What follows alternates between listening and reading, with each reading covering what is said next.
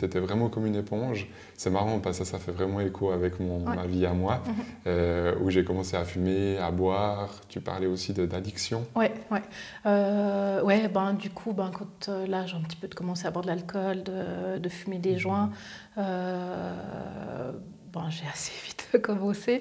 Et puis du coup, ça me permettait, comme si un peu mes sens étaient anesthésiés. Je n'aimais pas ma vie, je ne comprenais pas qu'est-ce que je fichais sur cette terre. Tu étais envahi par les défunts, les présences. Ouais, c'est ça. Et puis après, aussi, pour moi, plus je suis dans mon corps, pour moi, mon corps, c'est vraiment quelque chose d'important.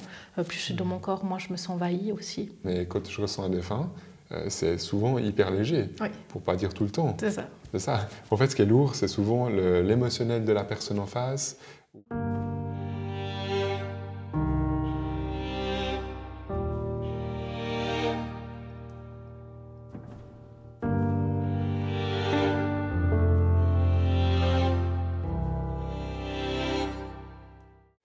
Bonjour à tous, aujourd'hui je suis avec Fabienne, on va parler un petit peu de son hypersensibilité, elle a vraiment un parcours atypique. Est-ce que tu serais d'accord déjà de commencer? Tu disais que tes premiers amis c'était les oiseaux, les arbres, tu as une connexion spéciale à la nature?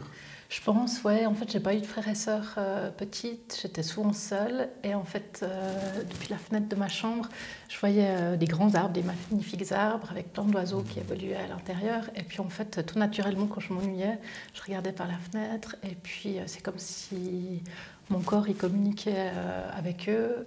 Juste en parler, j'ai plein d'émotions parce que c'était vraiment mes amis en fait. Ouais. Mais tu ressentais quoi avec eux? Tu arrives à dire? C'était des images que tu recevais? C'était des sensations dans ton corps? Des sensations dans mon corps, comme des vagues d'énergie, des échanges entre nous, comme si on avait une communication, mais pas mentale. Et du coup, moi, le mental, il est arrivé beaucoup plus tard. Du coup, en fait, des fois, j'ai l'impression que mon corps, c'est une grosse antenne, en fait. Et puis que tout mon corps, toutes mes cellules, elles captent des choses. Et puis après, c'est le mental qui va un peu traduire en mots, des sensations. Donc, tu es comme moi, tu as beaucoup ton corps qui te dit des choses. Ah ouais, complètement. C'est ça? C'est un peu ta boussole. C'est comme ça que tu vois. Et puis par exemple, là, on s'est assis à côté, et puis tout d'un coup, j'ai senti ce que tu vivais dans ton corps, par exemple. Et puis après, c'est de dissocier, qu'est-ce qui m'appartient à moi, qu'est-ce qui t'appartient à toi ou aux autres que je rencontre.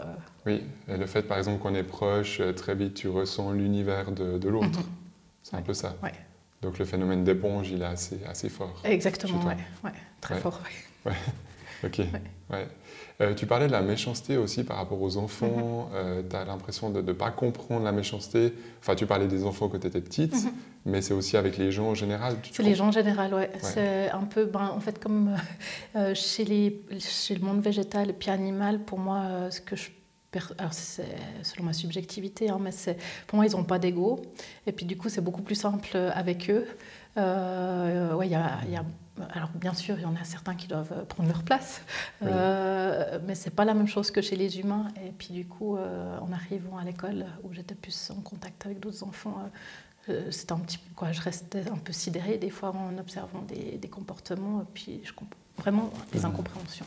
Donc tout ce qui est négatif, c'est compliqué pour toi. Tu comprends pas pourquoi les humains se tapent dessus, ce genre de choses.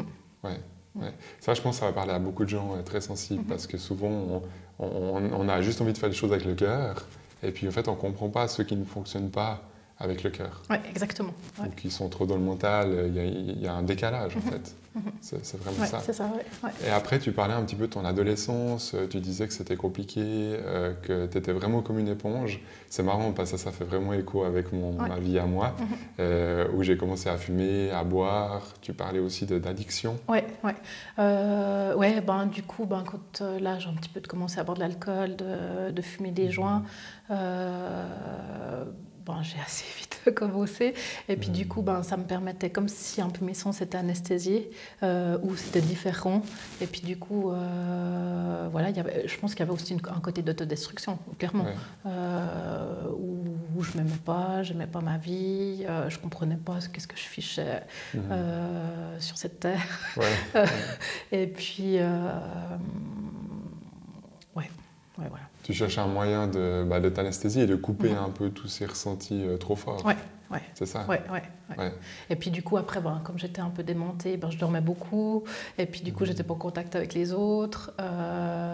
Ou alors souvent, c'était aussi des gens, après réflexion, maintenant avec du recul, je me dis qu'en fait, j'étais entourée de plein d'hypersensibles. On essayait de vivre, quoi, de survivre. C'était pas de la vie, c'était de la survie avec les moyens qu'on avait. Puis on a trouvé ça, quoi. C'était quel âge ta période la plus compliquée? À peu près de quel âge à quel âge? 15, je dirais 15, 17 ans. Et puis, à un moment donné, j'ai vraiment fait le choix de choisir d'autres personnes autour de moi. Parce que je savais que j'allais dans le mur, en fait. Et je savais que si je testais des drogues dures, style la cocaïne, ou comme ça, j'allais aimer. Et puis, du coup, je me suis toujours dit, Fabienne, commence pas parce que tu vas aimer, puis ça sera le mur assuré. Et puis, à un moment donné, j'ai vraiment fait le choix. Quand j'ai fait un apprentissage de droguiste avec une spécialisation en herboristerie. Et puis, je me suis dit, soit tu vas à fond, tu changes tous tes amis, ou soit tu continues, et puis voilà, quoi, on verra ce qui arrivera. C'est ça. Donc, tu es un peu dans les extrêmes quand même.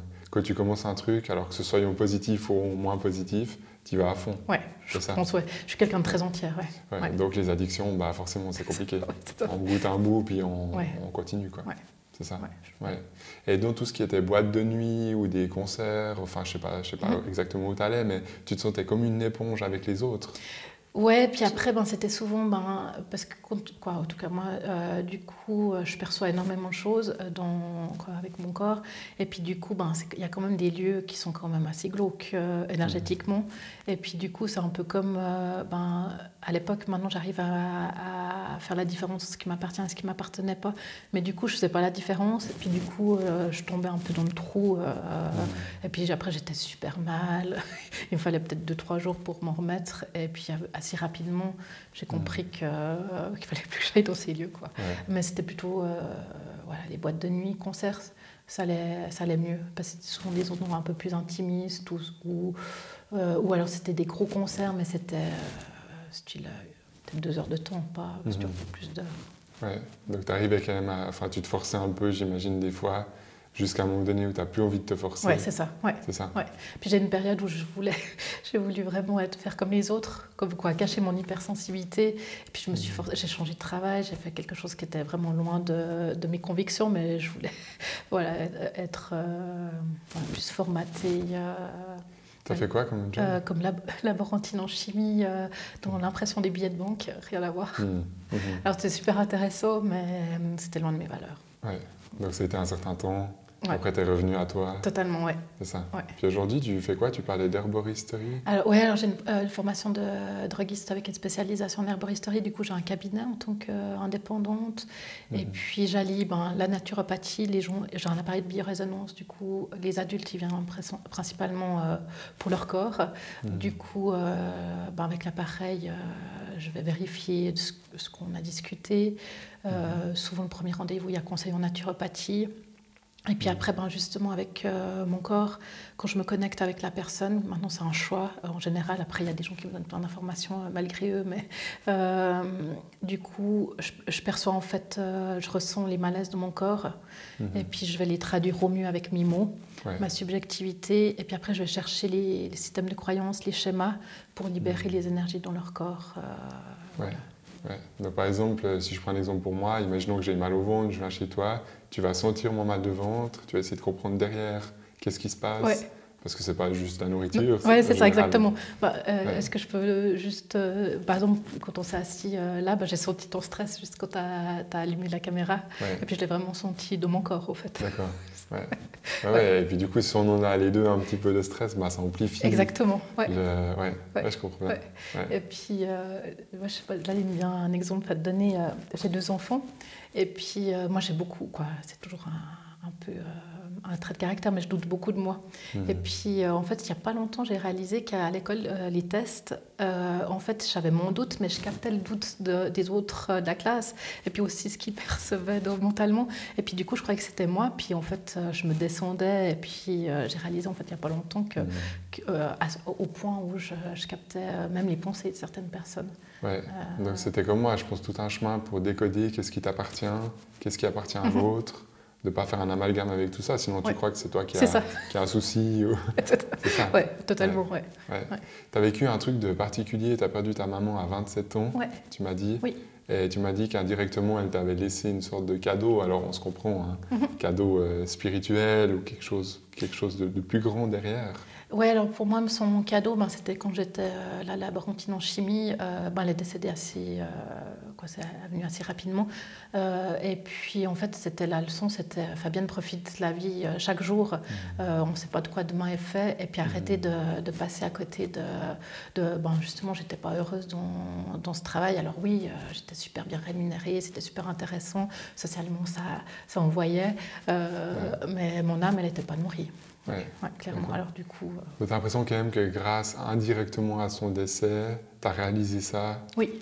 Puis tu t'es dit, ça vaut la peine de vivre maintenant, donc je vais vraiment vers moi, quoi. Oui, c'est ça. Exactement. Je peux plus faire semblant.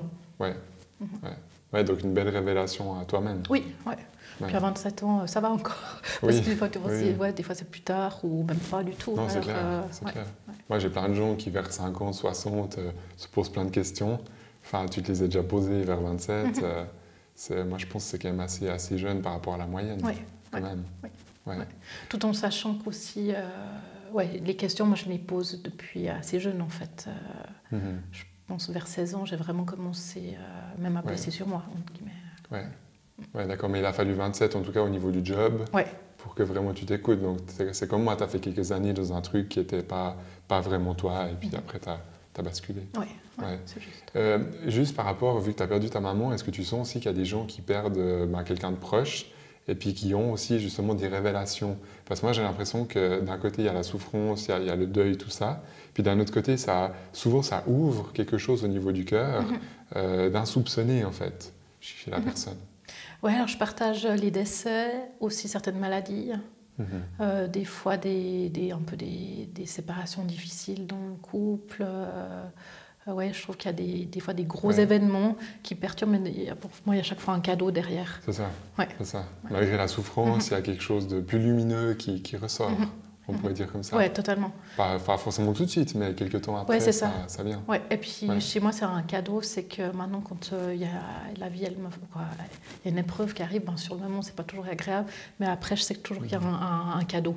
Et puis du coup, je dis, ok, on va direction du cadeau et on verra ce que c'est, quoi. Oui, c'est ça, il y a toujours la lumière, l'ombre, et puis tout partout. Puis on choisit un peu ce qu'on veut voir. C'est un peu ça. Tu as aussi parlé tu t'es fait diagnostiquer, ou en tout cas tu as parlé d'une recherche de neuroatypique. Oui. Est-ce que tu peux en parler un peu plus? Comment tu as commencé ces recherches?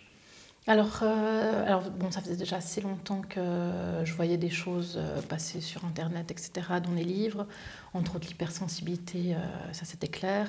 J'avais même fait, quand j'étais enceinte de mon premier fils, j'étais même allée à l'université populaire pour faire un cours sur l'hypersensibilité, où là c'était vraiment, ça validait noir sur blanc des choses, et puis j'avais appris qu'on était à peu près 20%, on t'en parle des fois dans tes vidéos. Après, où j'étais moins...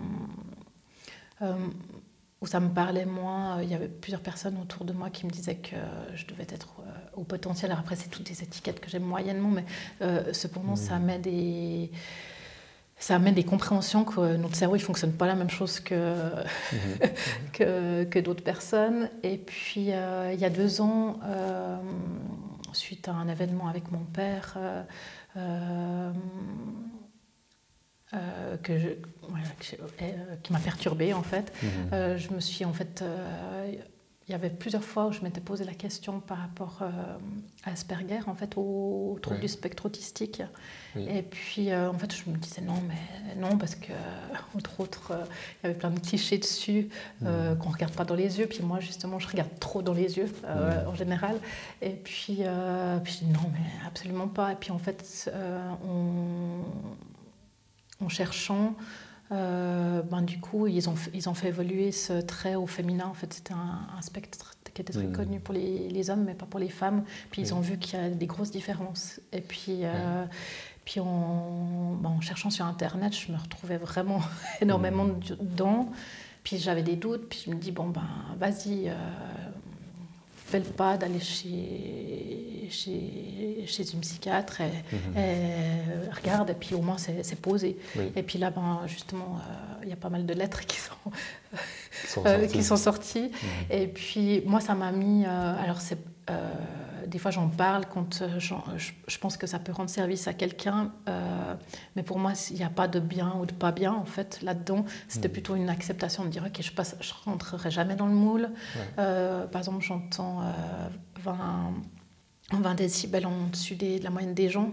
Du coup, ça m'a permis de capter que ça ne sert à rien de me forcer, et puis de m'offrir des bouchons d'oreilles, et puis d'être OK de les mettre en public si besoin, d'accepter mes différences par exemple à la lumière. J'ai aussi une sensibilité particulière, et puis de me dire OK, je me respecte quand je vais dans un lieu. Si jamais je demande, même si je vais dans un restaurant, je vais demander un lieu peut-être plus calme ou peut-être avec moins de lumière, et puis d'accepter ma différence, puis l'affirmer au lieu de prendre sur moi, et puis d'après payer le coup plus tard, en fait. Ouais.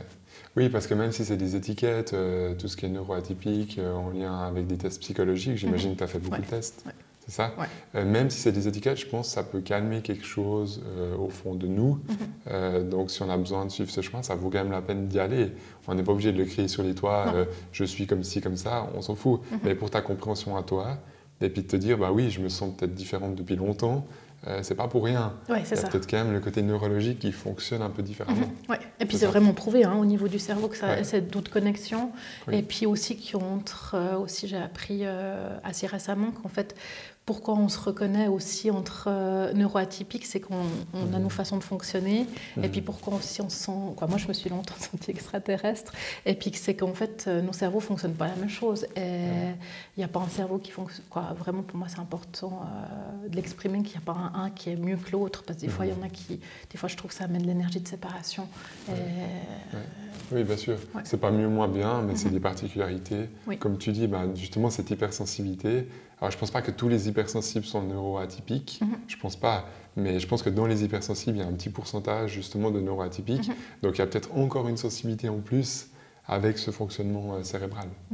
C'est ça? Oui. Et tu as l'impression que ça t'a apporté quelque chose, le diagnostic, juste pour toi? Alors, clairement. Okay. Ouais. Du coup, avant, je voulais toujours un peu rentrer dans le moule. Et puis à ce moment-là, je dis OK, je rentrerai jamais dans le moule, ça sert à rien de faire semblant. Puis des fois, je donne l'exemple, c'était comme si je voulais me couper un bras ou une jambe pour fonctionner, puis dire non, voilà, je suis comme je suis. Et puis soit même comme je suis, soit on m'apprécie pas, puis faites votre chemin. Mais plutôt, c'était moi qui me suis adaptée tout le temps aux autres. Et puis depuis là, je le fais beaucoup moins. Je dis pas que ça m'arrive jamais, mais ça m'arrive moins. Donc un soulagement quand même général. Ouais, puis j'imagine que tu as récupéré beaucoup d'énergie en fonctionnant comme ça. Oui, tellement. Ouais. Puis du coup, plus de joie, parce que du coup, j'ai plus besoin de mettre un masque. En tout cas, j'en mets beaucoup moins. Ouais. Et puis, plus de laisser être. Du coup, je me reconnecte vraiment à qui je suis. Du coup, j'ai beaucoup plus de joie. Puis ça, c'est vraiment cool, quoi. Ouais, en tout cas, bravo d'avoir fait le pas. Je pense qu'il y a beaucoup de gens qui hésitent, qui se posent des questions. Et je pense que la psychologie est quand même très avancée sur ce sujet aujourd'hui. Et puis je pense qu'en 2024, on a la chance, enfin je ne sais pas quel âge tu as fait ça, mais on a quand même maintenant la chance de pouvoir le faire. Oui. Je pense qu'en 1980, 1970, c'était plus compliqué. Ouais, c'est ça. Ouais. C'est à peu près vers les années 90, 2000 que ça a commencé vraiment des progressions par rapport aux tests. Alors je pense je pense vers les années 2000. Après, par exemple, pour le TSA au féminin, c'est vraiment récent. Je crois que c'est dans les années début des années 2000, même 2010 au féminin. Du coup, c'est vraiment très récent. Et du coup, aussi de bénéficier aussi, juste pour moi, c'était de la reconnaissance qu'il y a des gens qui font des recherches, qui font évoluer, et que peut-être si j'avais fait des tests avant, il n'y aurait pas eu ce trouble du spectre autistique qui serait sorti. Et puis, j'aurais pas compris des choses aussi. Je sais que pour les femmes, par exemple, vous cachez plus, parce que c'est un sujet qui m'intéresse beaucoup, et puis du coup, vous cachez un peu plus votre fonctionnement, donc vous vous suradaptez, et puis c'est plus difficile à déceler peut-être que chez un homme. Après, je pense que c'est des clichés, mais ça a l'air assez juste quand même. Ouais, et puis aussi assez, ils appellent ça comment, des intérêts restreints. Oui. Et puis aussi au niveau social, les femmes, elles ont souvent des intérêts restreints plus socialement acceptables. Par exemple, les plantes ou les animaux, ça passe mieux que si tu t'intéresses au train. Ou aux petites voitures. Ouais, c'est ça. Puis que tu es vraiment bloqué là-dedans. Ouais, c'est ça. Ouais. Forcément, pour un homme qui fait ça à 20 ans, on va se poser des questions plus vite, peut-être. Enfin, même avant. Hein. Ouais, totalement, exactement. Ouais. Que quand on reste bloqué sur... Il y en a, c'est les plans de train, quoi, ou des cartes géographiques. Bon, d'un moment, quand les gens ne sortent pas trop de ça, ça va. Moi, par exemple, c'était le corps humain, du coup, c'est plus acceptable. Oui. Et puis en plus, tu trouves plus facilement un métier quand tu es passionné du corps humain que... c'est clair. Ouais. Mais est-ce que tu as l'impression que c'est ce côté aussi neuroatypique qui te permet peut-être d'accéder à autre chose? Ah ouais, moi je pense clairement. Ouais. Et puis du coup, maintenant, autant avant, j'avais un fantasme qui n'était pas très gai, c'était faire lobotomiser. Tu sais, comme sur un vol de nid de coucou. Je crois que c'est sur un vol de nid de coucou. Je ne sais pas comment il s'appelle ce film. Il y a une horrible scène à la fin où il se fait vraiment lobotomiser. Puis dans les gros moments de souffrance, j'avais vraiment envie de ça. Ouais. Et puis, de couper le mental, en fait. Ouais, c'est ça. Parce que du coup, je voulais tout comprendre.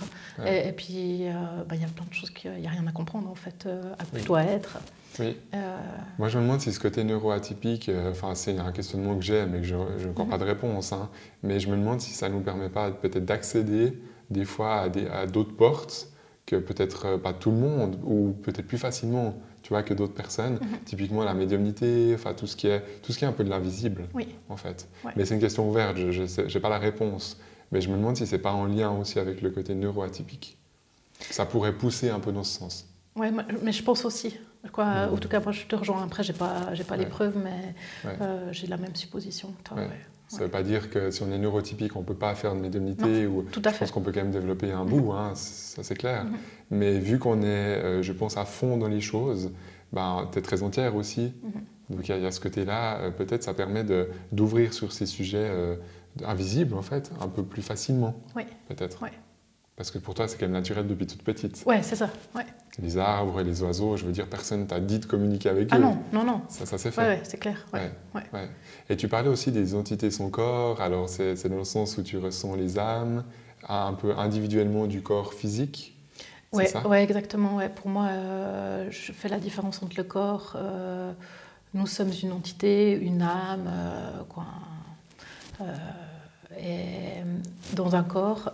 Et puis, par exemple, un animal, c'est aussi une âme dans un corps. Et puis, il y en a qui n'ont pas de corps, que ce soit les défunts, que ce soit certains êtres d'amour et de lumière, comme les anges, les archanges, maîtres ascensionnés, ou les petits êtres qui sont en contact avec... la nature, les plantes.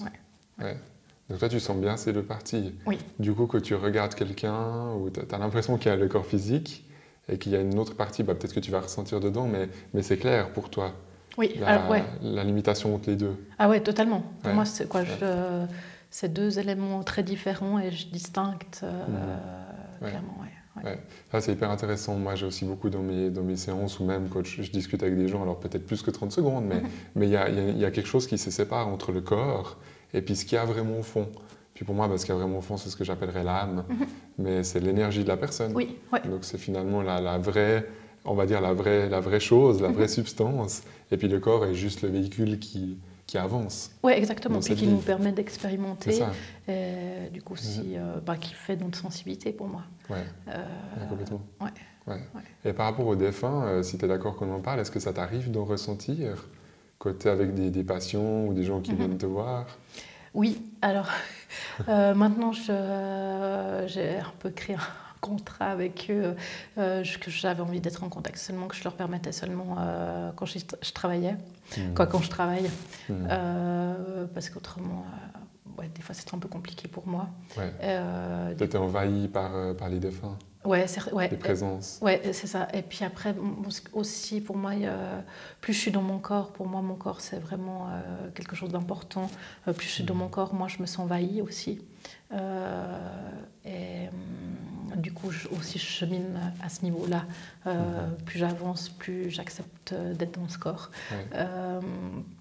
Et puis voilà, maintenant c'est dans les séances. Après moi je suis pas, c'est pas ma spécialisation comme toi, mais clairement que ce soit les enfants à naître ou les autres qui sont décédés.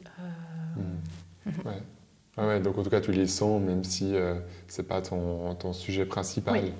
Mais ça fait partie de Oui. Et puis du coup, après, je vais voir dans l'énergie, si on a besoin de savoir qui c'est. Déjà, est-ce qu'il y a besoin de dire à la personne moi, toujours, c'est l'idée de contribuer pour la personne. Et puis, du coup, dans l'énergie, je demande est-ce qu'on a besoin de savoir si ça peut contribuer pour cette personne, si on a besoin de savoir qui c'est. Moi aussi, comme toi, j'essaye, de ce que j'ai pas vu toutes tes vidéos, mais quelques-unes, d'avoir le plus d'éléments pour vérifier que ça soit cette personne. Et puis, souvent, moi, c'est toujours l'amour qui sort, en fait, que je suis toujours envahie. Et puis, je dis que c'est fait des shoots d'ocytocine. C'est ça. Oui, parce que derrière tout ça, il y a l'amour pur, en fait. C'est ça, C'est ça. Et ça paraît un peu, des fois, le monde des bisounours, mais pas du tout. Pour moi, c'est la réalité qu'il y a derrière. C'est pas que j'ai envie de vivre dans un monde parfait, mais quand je ressens un défunt, c'est souvent hyper léger, pour pas dire tout le temps. C'est ça. En fait, ce qui est lourd, c'est souvent l'émotionnel de la personne en face. Ou si par exemple, je sais pas, j'ai un contact avec une grand-maman, la personne elle a adoré sa grand-maman, forcément, il y aura 2-3 larmes qui vont couler, mais c'est pas le défunt qui fait cette lourdeur. C'est peut-être la personne vivante qui est un peu au manque de cette personne. C'est vrai. Et c'est ça qui est lourd. Oui, exactement. C'est finalement le manque terrestre, quelque part. Je partage, Par rapport aux défunts, tu as plutôt des visions ou tu as l'impression de les sentir à l'intérieur de toi? Alors, plutôt à côté. À côté. Et puis du coup, je sais pas, moi, chez moi, c'est un peu, mes perceptions elles sont un peu codifiées. Du coup, je sais pas si c'est réel ou pas, mais du coup, les femmes, elles sont plutôt sur la gauche, les hommes plutôt sur la droite. Et puis après, en posant des questions ou en ressentant. Après, je peux avoir des images. Là, je suis en train de penser à la dernière personne. Qui était en contact, du coup, je perçois sa forme qu'elle avait dans sa dernière vie, un petit peu des caractères. Et puis souvent, je ne sais pas comment ça se passe chez toi, mais des fois, il y a comme un peu des cadeaux énergétiques qui se passent avec des objets que la personne sur Terre aimait bien, en fait, qui est incarné, qui est en face de moi. Et du coup, des fois, je me demande, est-ce que ça fait sens pour vous si je vous parle de telle ou telle fleur qui a telle ou telle forme, par exemple. Oui, j'ai aussi ça. Bon, tu les sens à côté de toi, mais ça vient quand même de les sensations physiques. Mais ça ne s'installe pas, ça ne prend pas possession de ton corps. Pas du tout. C'est ça. C'est hyper intéressant ces histoires de gauche et de droite, que tu sens plutôt un homme, une femme. Moi, dans mes cours, j'ai beaucoup de gens qui ressentent comme ça.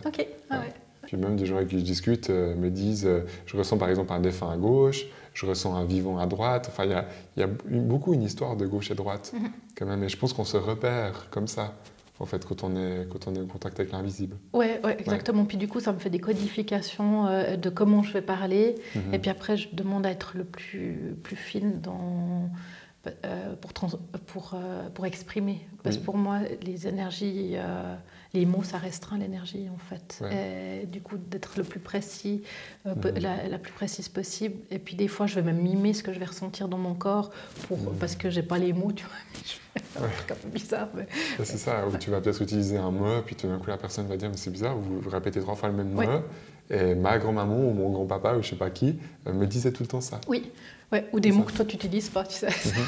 Tu vois, moi par exemple, je ressens, alors ce que j'appelle le guide, je parle beaucoup du moi supérieur, je sais pas si c'est une énergie qui te parle, mais c'est vraiment notre partie à nous, notre âme, si tu préfères. Et puis moi je ressens à gauche, et puis quand il y a un défunt, je ressens aussi à gauche, mais plus loin.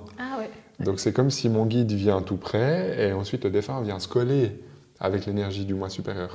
C'est ça. Mais pour moi, du coup, c'est mon âme, parce que mon guide, pour moi, c'est mon âme qui essaie de me guider, plus c'est l'âme du défunt qui vient se brancher, en fait, avec mon âme.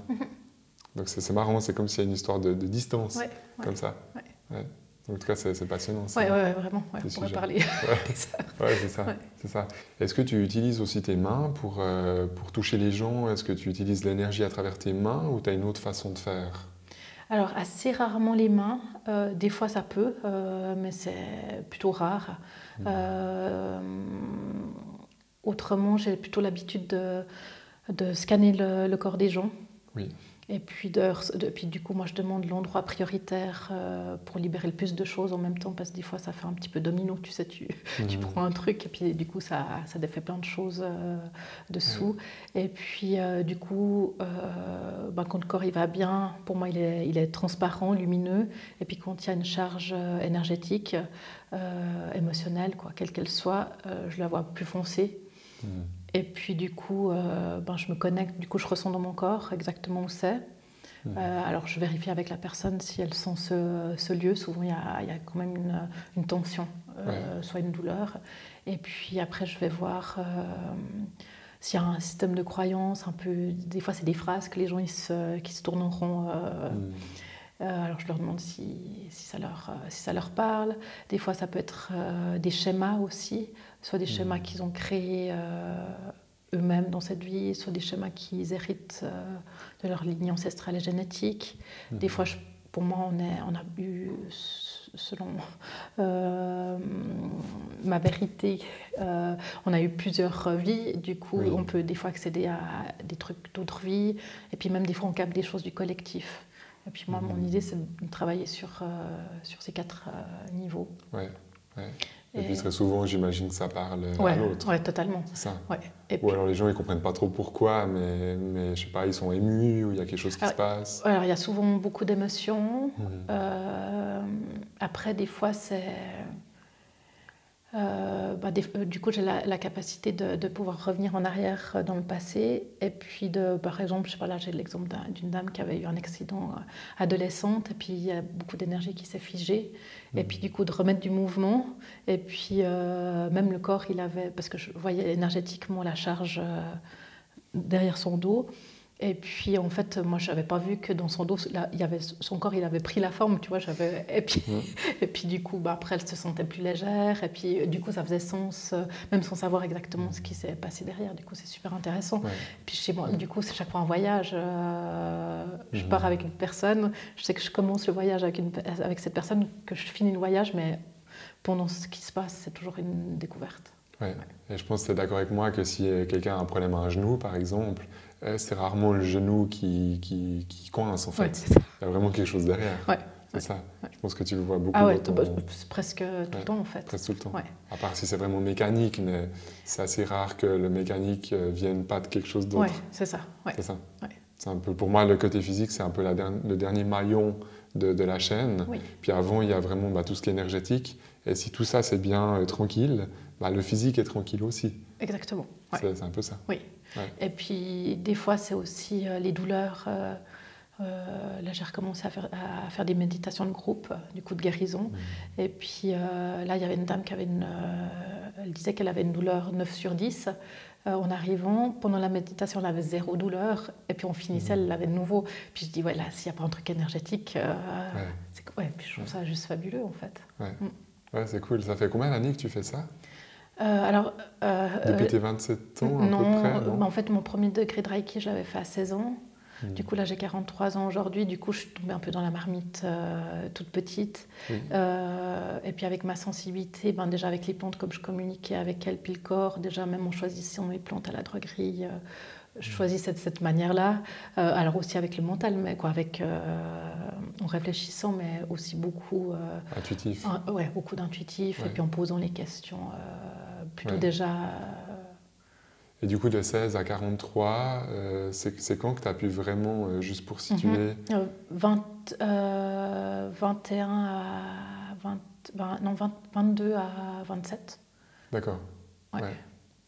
Donc de 22 à 27, t'as fait vraiment ce que tu avais envie de faire. Tu as commencé à faire ce que tu avais envie de faire? Ouais, j'ai commencé par ce que j'avais envie de faire. Et puis, en fait, j'avais beaucoup de souffrance à l'intérieur de moi. Puis, je me disais, il y a un truc qui cloche chez moi. Et puis, je me comparais beaucoup aux autres. Et puis, comme j'étais pas en contact avec... Comme je me suis réadaptée, ben, du coup, j'étais avec des gens qui me convenaient peut-être pas toujours. Et puis, du coup, ben, c'était un cercle vicieux. Puis après, je me suis dit, mais en fait, eux, ils ne perçoivent pas, ils ne sentent rien, quoi. Du coup, je me suis dit, bon, quoi. Après, ce n'était pas que du mental, c'était aussi la vie qui a amené ça. Mais je me suis dit, bon, ben, fais un job un peu plus terre à terre pour être moins connecté à tout ça. Après, des fois, je me dis, comme c'était l'impression des papiers valeurs, je me disais, bon, c'est aussi le moment pour travailler ma valeur, tu vois, mon estime de moi. Ouais. C'est marrant, tu parles de 22-27, puis moi c'est vraiment 24 ans où j'ai eu un déclic je suis vraiment passé de mes addictions, de trucs un peu sombres, à tout d'un coup j'ai commencé à méditer avec mon guide, et puis c'est vraiment 24 pour moi. Donc c'est drôle, hein, ça correspond vraiment à... Ouais, un peu cette période, C'est marrant. Enfin, je pense que il y a des gens vraiment qui se rendent compte à 20 ans, des gens à 40 ans, des gens à 60, il n'y a pas d'âge. Mais c'est pas pour parler de nous, mais je pense quand même que c'est assez jeune qu'on s'est rendu compte de ce qu'il y avait tout au fond. On aurait pu attendre jusqu'à 60 pour se rendre compte qu'on était différents, puis on aurait subi tout le long. C'est ça. Donc c'est quand même un avantage, je pense, de se rendre compte plus vite. Alors moi, clairement, c'est un cadeau. C'est ça. Sur le moment, c'est pas agréable parce qu'il faut vivre avec, mais je pense vraiment qu'on arrive à créer une vie qui nous convient avec le temps qui passe. Oui, totalement. D'ailleurs, d'après les hauts et les bas, parce que voilà, il y a des choses positives, agréables, d'autres un peu moins dans cette hypersensibilité, est-ce que tu arrives à ressortir quelque chose qui est vraiment positif pour toi? Tu as l'impression qu'il y a un truc quand même qui t'aide dans tout ça ou maintenant je veux plus me couper, quoi. Avant j'avais envie de me couper un bout de moi, du coup de ces perceptions, etc. Maintenant j'ai plus envie de changer. Et vraiment pour moi c'est un cadeau tous les jours. Même en venant ici, j'ai mis le GPS, mais en fait avant de venir, je savais déjà, alors je connais pas très bien Estavayer, mais j'avais vu un peu où tu habitais, tu vois, j'avais perçu dans l'énergie, du coup ça me simplifie plein de choses en fait. De quand et comment, qu'au sortir de la maison, où ça se facilite.